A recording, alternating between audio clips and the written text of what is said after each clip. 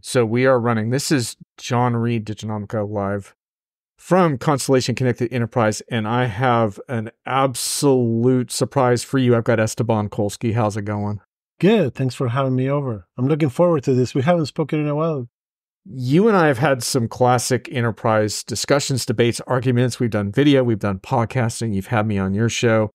And there's a couple of really important points I want to talk with you about. One is that some of the AI hype conversations have reached a boiling point here at this event. Yeah. And you moderated a really good panel on sort of what's next after Gen AI. So I want to get into that a little bit, but you're also kind of a pretty staunch AI critic, and we have, I think, a lot of areas of agreement around that, but we still need to talk about it because so many people have bought into this hype that we can't even have another conversation until we deconstruct that. But I also really want to talk with you about sort of how you're evolving your business model, because all of us, I think, are trying to make a unique, valuable contribution to this market, right? And not just be critics. Because let's face it, being critics after a while, it kind of eats away at you. It's fun for a point, but then you want to make a difference, right? And that's where I am. I mean, I've been doing this business for 20 plus years. I mean, I'd rather not say exactly the number, but it's closer to 30 than 20. But and the thing is, I'm getting to the point that I'm looking into the sunset to roll into the sunset. And when you roll into the sunset, you want to leave a legacy. And I don't want my legacy to be, that's a grouchy guy that never liked anything. Right. And so we all struggle with that, right? Because especially as we get further into our enterprise worlds, we've heard the same crap again and again. And the emperor doesn't tend to have a lot of new clothes. Yeah. And it's been interesting because a couple interesting things have happened the last few years that kind of set up this conversation. One is you had me on your show a number of times where we really got deep into this whole problem with the enterprise information ecosystem and why decision makers can't seem to get the information they trust and that they need amidst all the BS. Which is one of the biggest frustrations that I had in my career, right? I mean, you talk to as many decision makers and executives as I do, probably if not more, both practitioners and vendors and everybody. And the complaints have never changed over the last 10 years, right? I mean, there's a whole ecosystem built around creating, generating, and distributing information. And with very few exceptions, it's just crap. I mean, I don't want to malign anybody, right? I mean, I work for a research house. I did work on my own. I produced content. Some of my stuff was probably subpar by my standards, but it was necessary. But the thing is, true decision makers depend on this information now more than ever. And I'm not trying to be dramatic about it. I'm getting to the point that there's so much information out there. There's so much stuff that finding the right nuggets of value, that's what they're looking for. So how do we actually create a way to bubble that up and deliver it in a way that generates value for the recipient? That's what I think is what we talked about for the last couple of years, and we're trying to find the answer. Right? And we're all individually and I think collectively like-minded people like you and me trying to figure out how to do that, right? And I think we have a couple of common criticisms around this too, in the sense that we poke some fun, but I think it's serious fun at the state of the analyst industry, which is not, let's be frank, really delivering on this. And then we have these social noise environments, right? That seem to reward self-promotional bombast and, trite statements. And in the case of AI, kind of common misperceptions. Yeah. And so how do we make our way in that noise environment becomes a really important question. It does. And the problem is, and you heard me say this before, I call them charlatans of platitudes, right? People that keep repeating sound bites and just sound bites, thinking that they're providing wisdom to the world, whatever. Yeah. But the problem AI generated sound bites now. Oh yeah, people, exactly. Getting the composed. ChatGPT is a much better charlatan than anybody could ever, But the problem with that is the people that are making the decisions, the people that grew, because if we go back 20 years, these were not people that grew with computers. They were they were imposed on them, right? The people making the decisions didn't have the digital background that the leaders have today. So then for them, making a decision on technology was a little different than it is today. It's a little different than it will be in 20 years from now. That's just the nature of the beast. But the people that are making decisions today, they understand information. They understand information distribution, discerning between good and bad information, relying on the interesting information, and they don't have anywhere to find it. Yeah. And then they go to the established places where they're actually going to get the information, and the information is crap. The information is biased. The information is It doesn't have any follow-up. It's dated. There's so many problems. You know what's really interesting too is I think there's this interesting, I'm trying to find the right word. I think in AI circles, they kind of talk about grounding the model, but I kind of think about that on a human level too, because like I've worked really, really hard to become grounded in a certain sense, right? And so the beauty of being grounded, and so talking with people like you who will call bullshit on anything that I say that's off, right? and having people like that in my life and learning constantly wherever I can is once I become grounded, then I can deal better with imperfect information sources as well, right? And I can extract the value from that, right? So I think one of the keys is finding a way for someone like yourself to help someone become grounded so that they have the right way to conceptualize all the other things that they take in, right? Exactly. And so I mean, put in consumer terms, right? You want to go to pick a city that I would never go to, doesn't matter what it is, but like, you know, that I've never been to, not that I want to go to, that I've never been to. And I'm going to go there because of whatever reason. I have a wedding, I have a friend that lives there, I'm going to go on business, whatever. And I want to find out, you know, a good hotel, I want to find out a good restaurant, I want to find, you know, what to do. So what are my options? I go online and I type, you know, I'm going to visit city X in state Y, you know, and then the tourism board comes with all the standard things that I probably won't get to do because I'm not a very regular tourist. And then you go and like, you find Yelp, and Yelp is like, you know, as biased as it gets. And you find local versions of Yelp and similar. And then you get TripAdvisor, which has been decaying lately, but TripAdvisor used to be the place where you could get the place to go, right? Yeah. You know that this came from like, you know, people who were there and like the rankings are real and everything. Informed community appears, basically. Absolutely. You want to find a good restaurant, you go to Etsy, you know? Yeah, you know, Etsy, EatSF or San Francisco, you go to EatSF and they have like all the restaurants and they have good reviews. It's just finding that like piece of that person that is reliable. And once you have that, now you have, you know, your baseline. And now you can go to Yelp and say like, you know, okay, TripAdvisor said there's 3 restaurants and Yelp, those 3 restaurants don't show up. So now that Yelp sucks. But guess what? If they do, now you have a like, you know, baseline that allows you to, have like, that you know, baseline. So that's what we all really need is that baseline. There's never going to be a decision made in one data point. Yeah. But you need to have a grounded, I mean, I like the idea of grounding the model. You have to have a grounded, established, accepted, you know, starting point that you know that is you know, the calibration for the rest of the data that you're going to find. So we're building up towards your emergence, but there's a couple other pieces I want to put into place.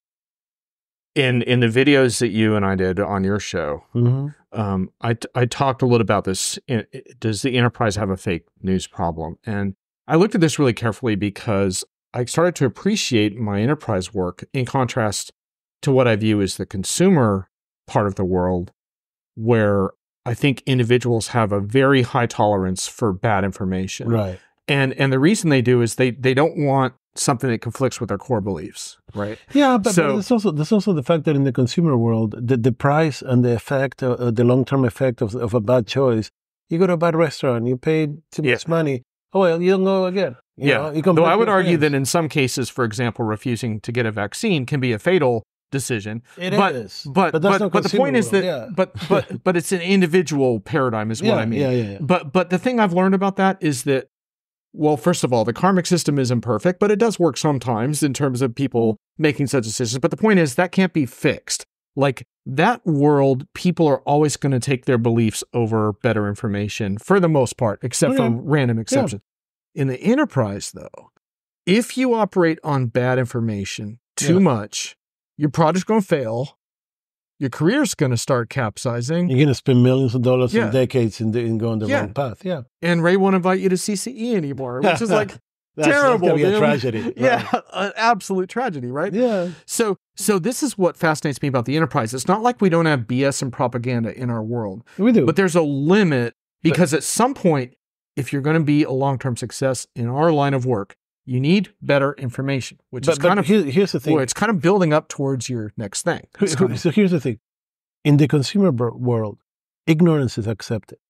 Yes. Not expected, but accepted. And if it happens, you like, you know, you can shove it off and like, oh my God, he's not going to get a vaccine. I won't deal with him. It's okay. That's his problem, not mine. In the enterprise way, ignorance is not acceptable. Right. You know, the only reason you have the position that you have and you have the role that you have is because you've proven not to be a person who's driven by ignorance. You can sync your team in your project. Yeah. And the beauty of that, getting into my whole media landscape views, is that now you and I can compete on relevance, not just entertainment. Absolutely. Yeah. And competing on relevance is more fun to me than trying to be entertaining all the time, because I can't be an influencer. That time came and went. TikTok passed me by. I'm screwed. But we can do I never this. like being called an influencer, by the way. Yeah, exactly, right? Yeah. So screw that, right? Yeah. So, okay, so that's one piece of the puzzle. But the other piece of the puzzle is that I noticed for a while, and you've been a strong AI critic, and we're going to get into that, but some of your posts on LinkedIn around that topic and a few others started to feel like they had like a real strong edge, and to the point where I remember calling you and saying, dude, are you all right? Because you were coming strong, and it wasn't like you were wrong, but I was kind of like, I felt like maybe something was starting to get out of balance between the things you didn't like and like finding like something positive in this world.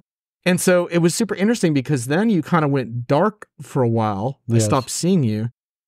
So, and now you're back. So, but with a new idea. So like, can you talk a little bit about what you went through there in terms of like... There was a lot of frustration that contributed to that. And the frustration came from several places, but like, having done a stint as an executive in a large, vendor, provided a lot of the stuff that I didn't have before. Look, I spent years as an analyst from the outside looking in, right? And knowing what happens when you provide input into a vendor process and then nothing happens, and that frustration. Yeah. So I said, if I go in, I can probably fix that. And I went in and I learned the other side of it. And I got to tell you, man, it's not bad. It's just different. And the level of frustration and politics and things like that left me in a pretty odd space when I left the vendor world, right? And I took some time off, and for some serendipity, hapstance, whatever you want to call it, AI started emerging right after I left the vendor world. And it started being like, everybody's going into the hype of AI. And I'm going like... Was it like salt in the wound in a way? Like, yeah. Well, partly that, and partly the fact, like, I've been doing this stuff for like 40 years. I've been doing AI since 1984 is when I started in AI, symbolic systems and linguistics, right? And I've been doing this stuff, and like, you're going to tell me that now everybody's discovering this thing and like it's so magnificent, when it still doesn't deliver any value for what it was in the past. And this is where like the darkness that you call an AI came from. I'm like, look, I'm tired of dealing with people that are like, just fucking ignorant. I'm not supposed to curse, freaking ignorant. I'm trying to deal with people that are ignorant in the enterprise. And I'm tired of dealing with people that rely on hype to overcome that ignorance. And then this is becoming like, way too deep, right? And it was, I was recovering from a bad place where I was. It was like one of those, like, the perfect storm, like people say. Yeah. The market started going into the wrong direction. There was no discerning between like good and bad information, like you're saying. There was nobody that was providing good information. And it wasn't like you were wrong in your assertions. I mean, I think a lot of what became pretty dark. I know that. Yeah. A lot of what you were reacting to is sort of like knowing the history of AI and knowing that really generative AI is just a popularization of a probabilistic technology that's been around for a long time. Yeah. So you weren't wrong, but it was something about the tone where I was kind of like, I felt a little bit like you were looking for something else, but also which is kind of what you went through, right? Yeah, you kind of it is exactly what I went through. But also keep in mind that, like, society changed dramatically in the last 5 years, right? I mean, before I went into SAP and I was still an analyst, and I would take a tone like the one I did, and people would like not celebrate it, but accept it. And in the last 5 years, since the pandemic and like the evolution post-pandemic, we're in a different place where people don't have the patience and the ability to deal with that stuff. So I had to actually recalibrate my tone and my approach to it and say, like you said, I'm not wrong in what I'm saying. I'm just wrong in how I'm saying it. And there's got to be a better way that is value-based versus like, conflict-based that would actually allow me to be heard in a better way. And this is the part that he said that I went dark. So I went in and I said, I'm tired of doing this.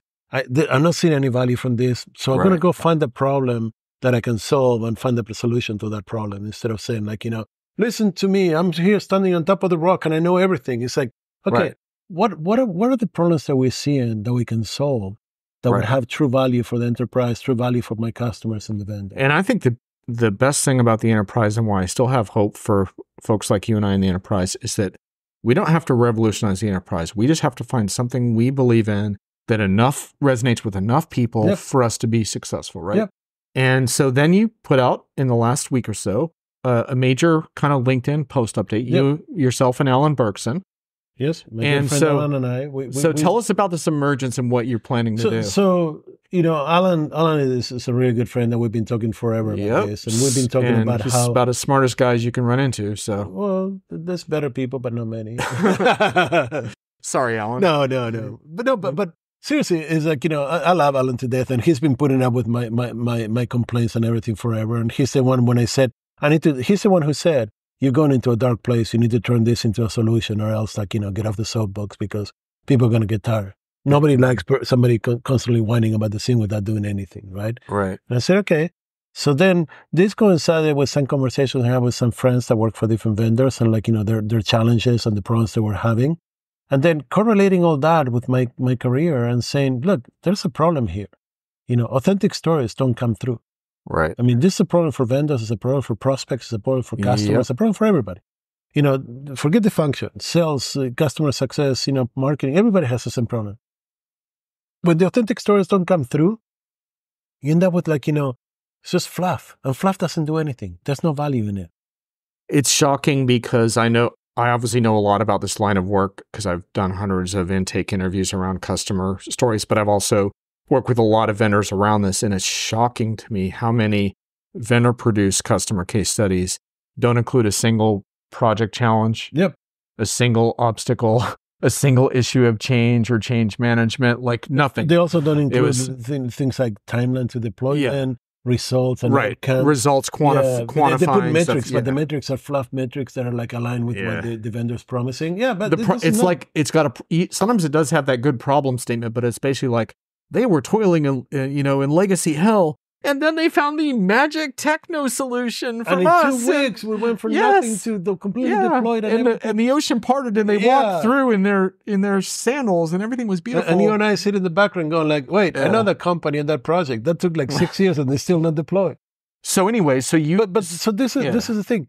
The key to all this is I was talking to a few friends that work with vendors, and they were saying, my prospects, my customers need information that I cannot provide for them. Mm-hmm. I cannot find the information. I don't know how to extract the information. And the people that are actually dealing with the customer, the salespeople, the marketing people, the go-to-market people, the product marketing people, they don't know how to ask the right questions, right? And I was saying, wait a minute, I've been doing this for 20 years. This is what I specialize in. I mean, when I got a reference or a case study from a vendor, I went deep. I went into I didn't go into product selection. I got into product selection and adoption and implementation and operations. And I find the good and the bad and the metrics and the stuff this is what I've been doing my whole life, trying to get the information that really matters. You cannot create a magic quadrant if you're Gartner or Wavy, if you're Forrester, based on the marketing fluff that you get as case studies from the vendor. And when you talk to the customer has been cautioned to only talk about what's in the case study. But guess what? Do you know how many customers said to me, I would never tell this to the vendor, but since you're asking, and then they give me information that is crucial to understand the whole thing. Right? Yeah. And they said, is there a way to put all that into methodology so I can offer this, not to bring a vendor down, which would be an evaluation, to say, oh, your customer said this about you and it's bad, and we're going to bring your score down. But is there a way I can create a methodology, create a model, create a service for my friends that are working at vendors, so they can actually capture all this information and then decide what they want to do with it. Do they want to use it in case studies? Do they want to use it internally? Do they want to use it with the customer? How do they want to use it?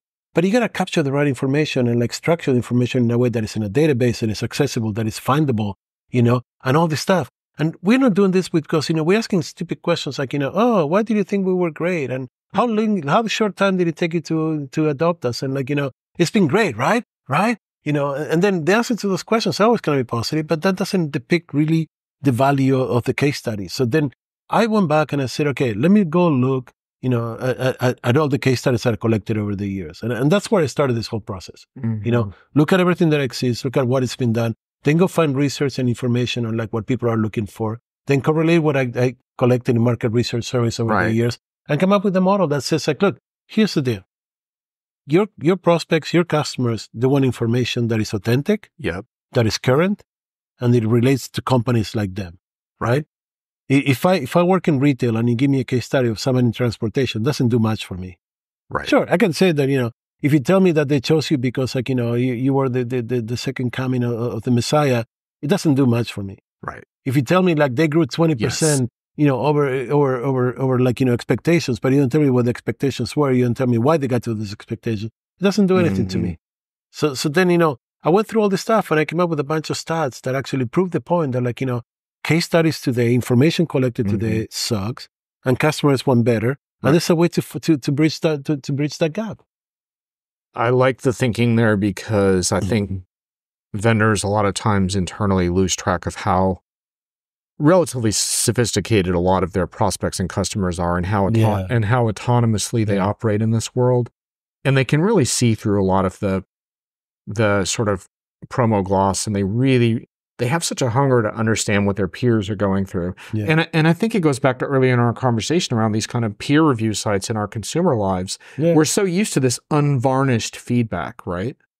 And we have such a hard time getting that's when we're trying to make enterprise decisions, that we can get unvarnished, but that combination of unvarnished and deeply informed together is really tough to find. That and the fact that, like, review sites ended up getting gamed because that's what worked better for everybody. I mean, it worked better for the provider of the review sites because now they can sell information that they collected to the vendor, and the vendor has a CYA approach to this. Right. Like, they want all the clients who said they're great, and then, like, they push people with the right stories to tell the right stories in those sites, and it becomes another repository of, like, hurrah, we're awesome information. Right. And yes. what prospects and customers want, like you said, sophisticated prospects, sophisticated customers, what they're looking for is unvarnished information about how to get it right. The words are much more attractive than the polish in this case. Yes, exactly. And so then I went back and I looked at all this stuff and I said, okay, I've been doing this stuff for, like, quite a few years. I know what I'm talking about. I can probably put a methodology together, and then I can go and sell this methodology. And I'm not selling the methodology to capture the data. Right. That's the tip of the spear, right? That's where we start. But I'm selling the methodology that, like, I'm doing this, plus I'm doing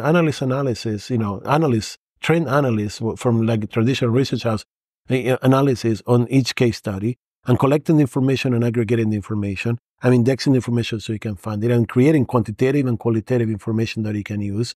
And I'm actually working with you on the findings of the information to share actionable insights with each relevant stakeholder and help him implement those actionable insights. That's the model of the agency. It's like, it's not just telling better stories. It's not just making it glitzier.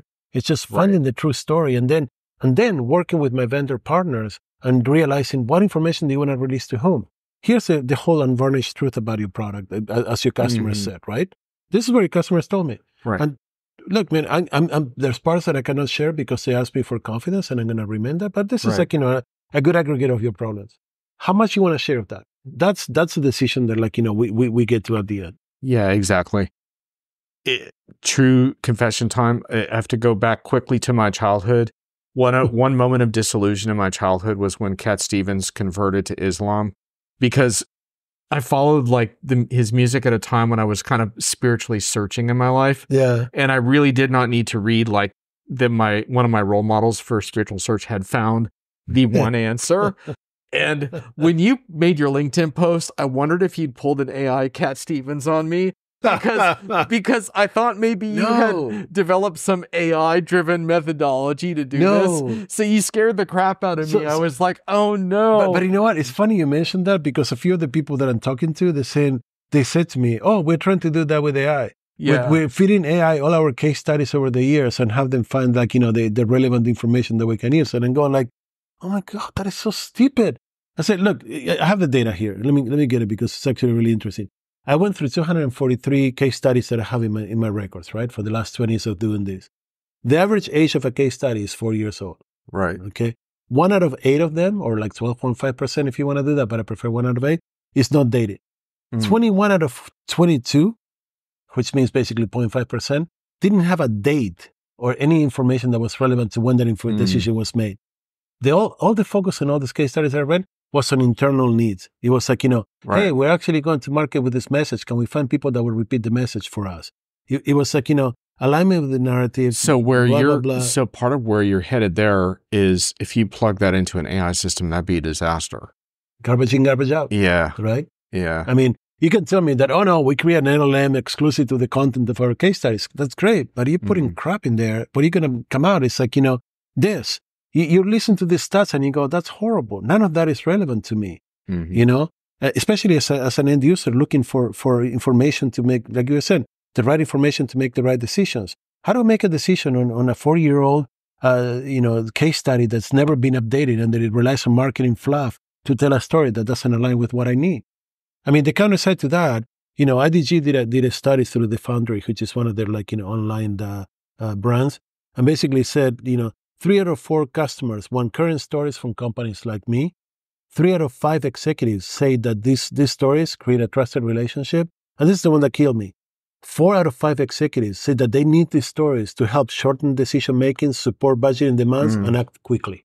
Right. This is what vendors want. But if those stories appear like in that sort of airbrushed version, then I think it falls apart. It's not authentic. It doesn't do it. And because the person who's reading knows that that's not the way it is. Right. There was no epiphany when I was one time coming back from a trip and I said, oh my God, vendor X can solve all my problems. I'm going to call them tomorrow and be implemented by next week and solve all my problems that way. No decision maker will ever agree with that. But that's the way that these fluffy stories make what blows me away is how little vendors take opportunity to do the kind of thing you're describing. And I'll give you a couple quick examples. One of my favorite things to see in a enterprise keynote, and I hardly ever see it, is not just bringing a customer up on stage, but I love when the vendor hands the mic to the customer and they go and gets the hell off the stage Yeah. and just lets the customer run the show and say whatever they need to say for the next 10 or 15, not 5 minutes, but let's go 10 or 15 into this thing and let's really hear your story. But that most of those what a stories, show of confidence. Most of those stories happen when they're in analyst sessions. They don't happen to the general public. They don't. Yeah. But so we get better exposure to that, and we know that there's a better story to be told. Yeah, but it's a huge show of confidence.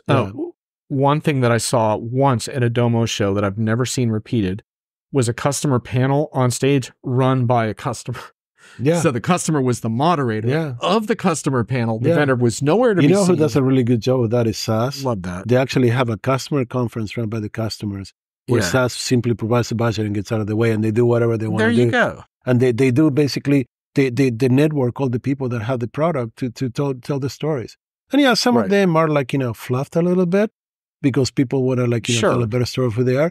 But for the most part, the amount of information that you can capture in those moments is crucial. And I have access to those moments by virtue of them giving me access to that person that I can not only interview, but actually have a conversation. I ask quantitative and qualitative information, questions, collect all this. And then at the end, I look at everything and say, okay, I need more information on this. And I go back and get deeper and deeper into that until I get all the information that I need.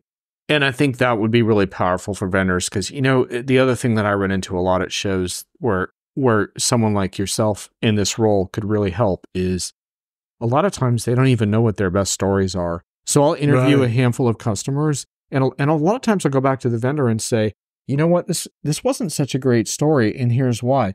Or this was a fantastic story because a lot of times they're like, oh, this is a blue chip brand. But I'm like, yeah, but they're early adopters on your product or they really haven't achieved any ROI on anything yet. I don't care if it's a famous name or not. It's not a great friggin' story.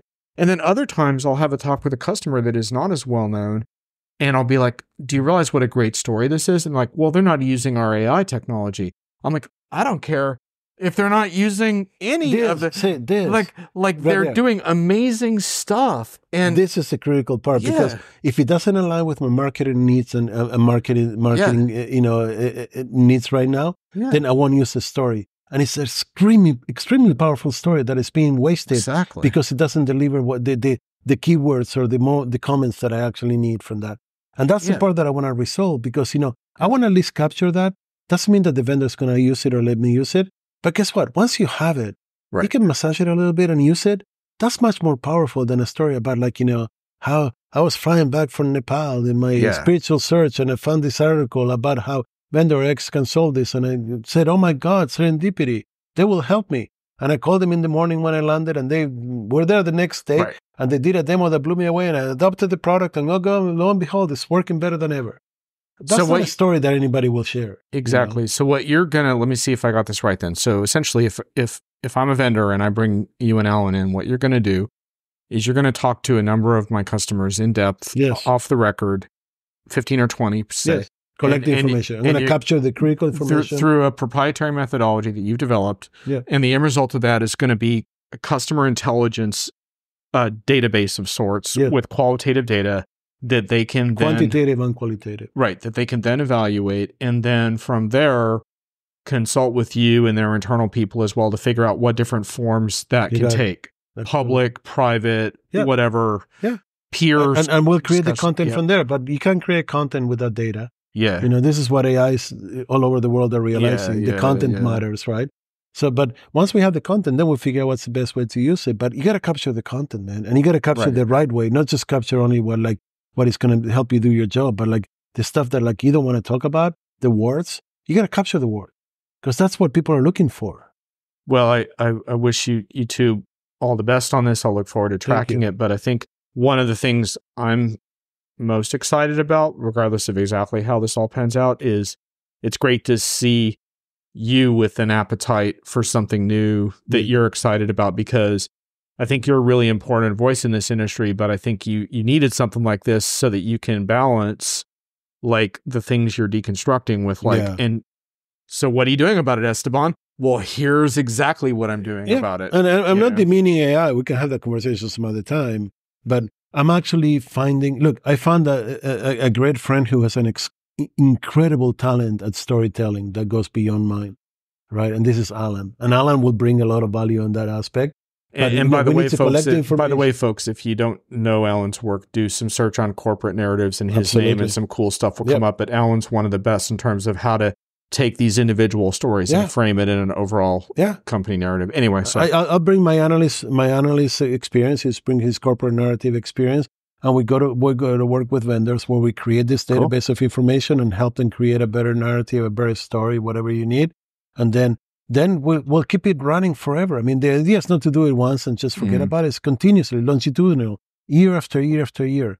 Update the case studies, talk to the same people to see that they're still working. At some point, it becomes, decreasing returns, right? That's fine, but you replace them or you bring new people, but you have to actually keep it up. The fact that, one out of 22 get followed up, that just blows my mind. If you find somebody who got a success, why won't you follow up? You have somebody's captive audience on success with your product. Follow up, capture more data, capture more information, provide that, to the other people. Say, hey, I know that you made a decision based on like Acme Industries. Guess what they did last year? That actually extended the thing. Are you interested in something like this? Anyways, there's a lot we can talk about, but the bottom line is like, it's a methodology that resolves the issue of capturing your best customer stories and using that in many different ways to create value for you and your car. Right. So we're not going to have a full AI conversation today, but just going to take a quick pause here.